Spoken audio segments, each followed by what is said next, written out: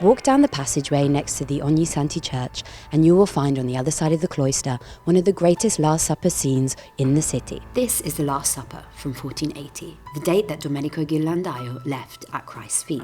Ghirlandaio, a Florentine artist, unfortunately today not as well known as Botticelli or Da Vinci, was just as talented. This Last Supper was the second he painted in the Florence area. In the space of only a few years, he went on to paint a Last Supper in the church of San Marco, as well as here at the Ognissanti, and finally at the San Donato in Polverosa convent in Novoli, that would eventually, unfortunately, be lost.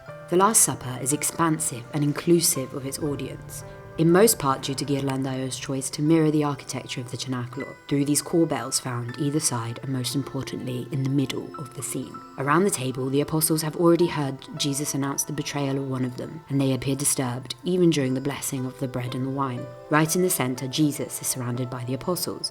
The figure of Judas is instantly recognisable, as he is in a separated position on a lower stool and dressed in a dark yellow, which at the time was a colour that signified betrayal. Peter holds a knife firmly in his hand, while John, the young apostle, not to be confused with John the Baptist, the city's patron saint, is tenderly asleep by Judas's right arm.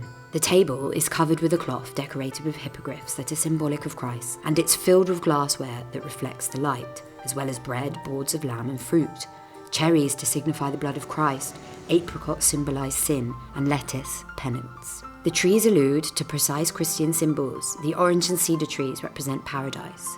The hawk on the right, which is chasing a duck, is thought to be an emblem of the struggle of good versus evil, or a symbol of sacrifice for the salvation of the flock, a metaphor for Christ redeeming mankind.